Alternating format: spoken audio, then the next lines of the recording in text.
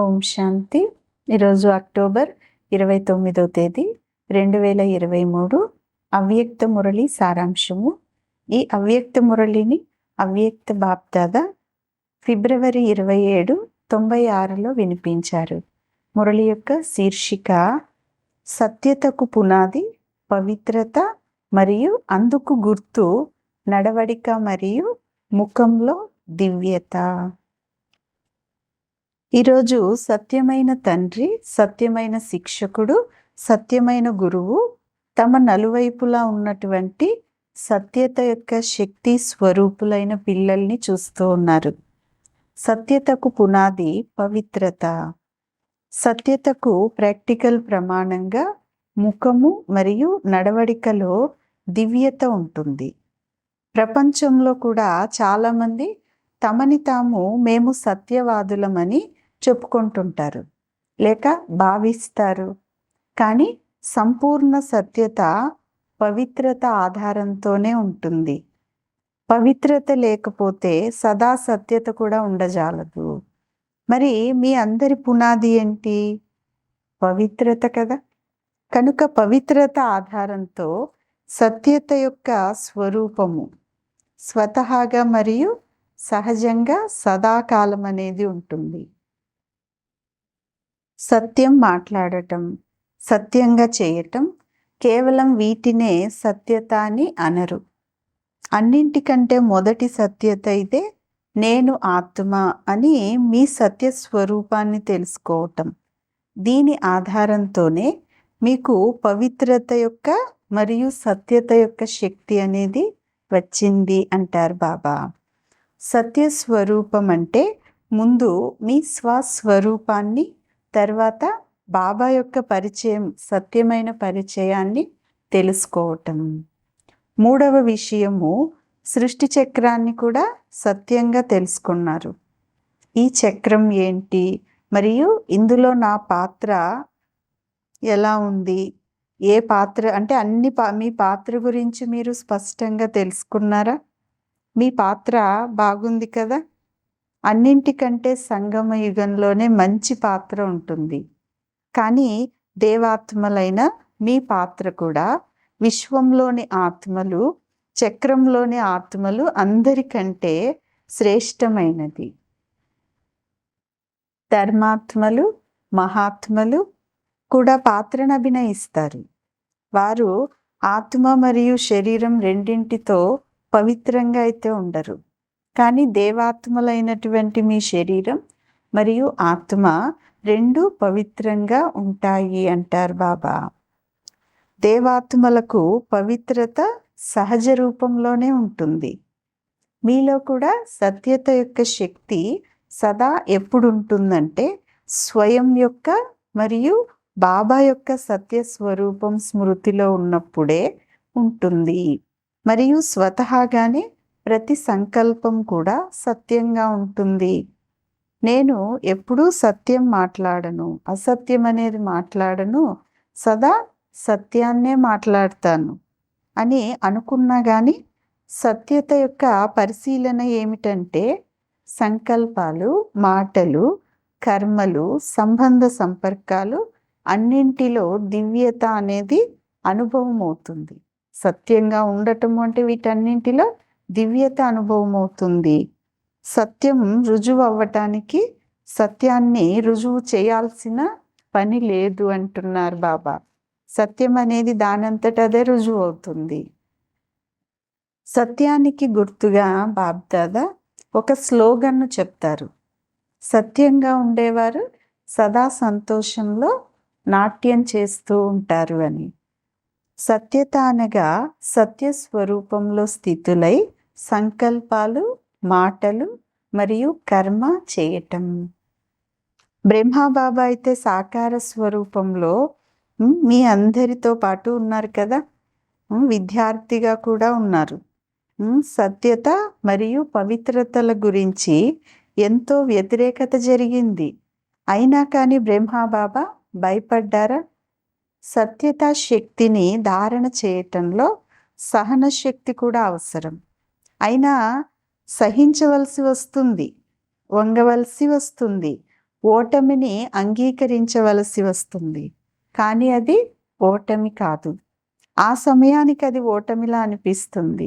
కానీ అది సదాకాలానికి విజయము. సహించటంలో కొంచెమైనా కానీ బలహీనంగా ఉన్నారంటే వారు తప్పకుండా అసత్యాన్ని ఆధారం చేసుకోవలసి వస్తుంది అంటారు బాబా. సహాయం లభించింది, బాగైపోయింది అని ఆ సమయంలో అనిపించినా కానీ వారి ఖాతాలో సహనశక్తి అనేది జమ అవ్వదు. మేము చాలా మంచిగా నడుస్తున్నాం.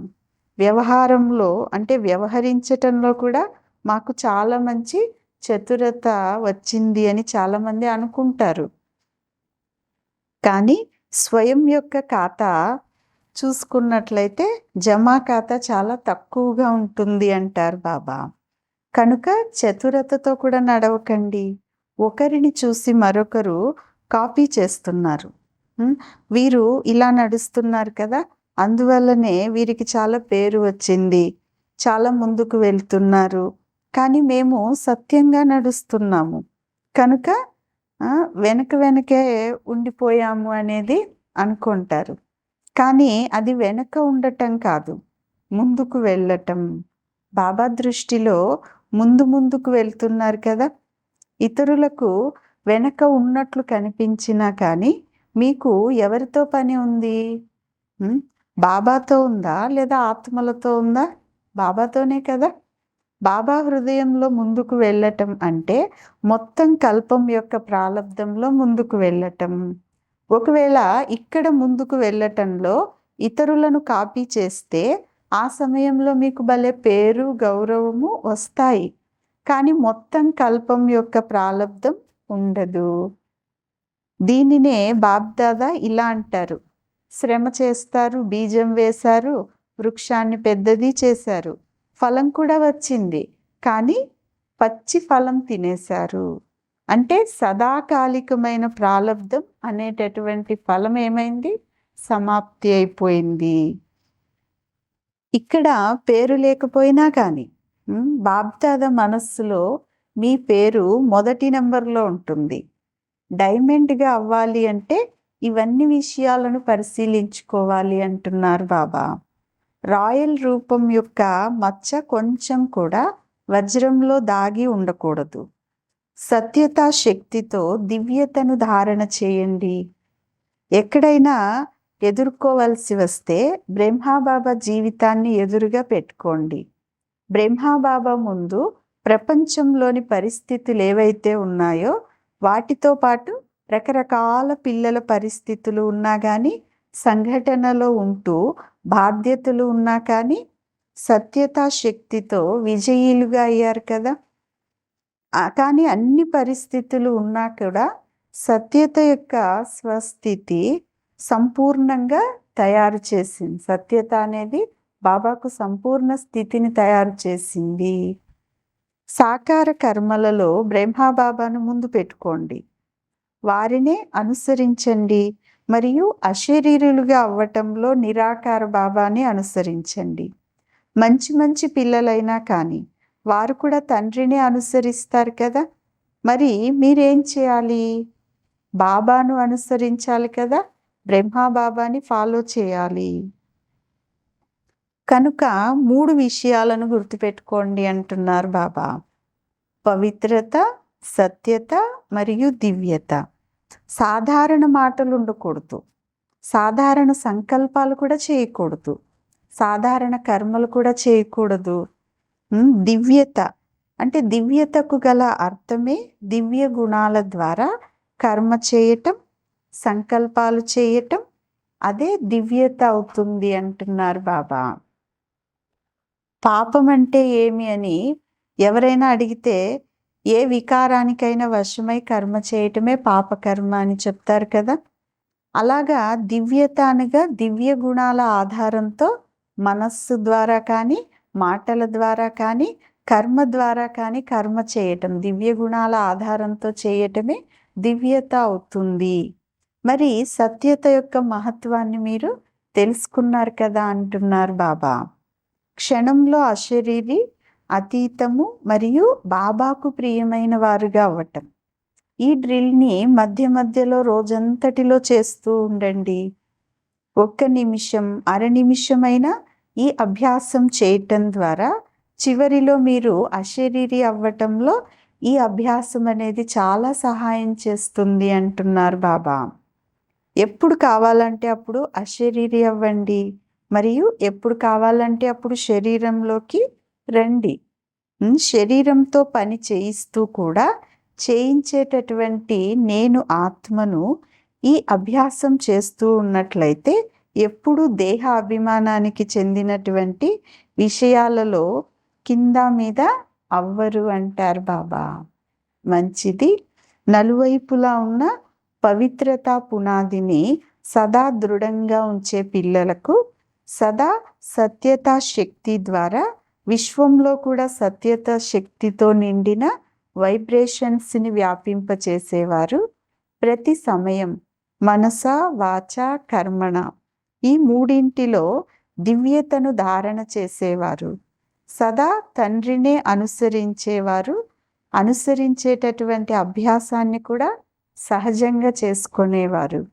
అలాంటి ఆత్మలందరికీ కూడా బాప్దాదా యొక్క ప్రియ స్మృతులు మరియు నమస్తే. ఆత్మిక పిల్లలు, ఆత్మిక తల్లి తండ్రికి ప్రియ స్మృతులు, గుడ్ మార్నింగ్ మరియు డబల్ నమస్తే. ఈరోజు వరదానం: స్నేహ సాగరంలో ఇమిడిపోయి నేను అన్న మురికిని సమాప్తం చేసేవారు పవిత్ర ఆత్మ భవ. వరదానం యొక్క వివరణ: ఎవరైతే సదా స్నేహ సాగరంలో ఇమిడిపోయి ఉంటారో వారికి ప్రపంచంలోని ఏ విషయాలు స్పృహ ఉండవు. స్నేహంలో ఇమిడి ఉన్న కారణంగా వారు అన్ని విషయాల నుంచి సహజంగానే అతీతంగా ఉంటారు. వీరు మగ్నమైపోయారు అని భక్తులను గురించి కూడా అంటారు. కానీ పిల్లలైతే సదా ప్రేమలో మునిగిపోయి ఉంటారు.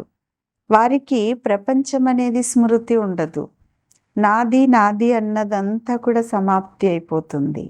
నావి అనే అనేక విషయాలు మైలగా చేసేస్తాయి కదా, మురికిగా చేస్తాయి. ఒక్క బాబాయే నా వారు అని అనుకున్నట్లయితే ఈ మైలంతా సమాప్తి అయిపోతుంది మరియు ఆత్మ పవిత్రంగా అవుతుంది అంటారు బాబా. స్లోగన్: బుద్ధిలో జ్ఞానరత్నాలను గ్రహించటం మరియు గ్రహింప చేయటమే హోళీ హంసలుగా అవ్వటము. మంచిది.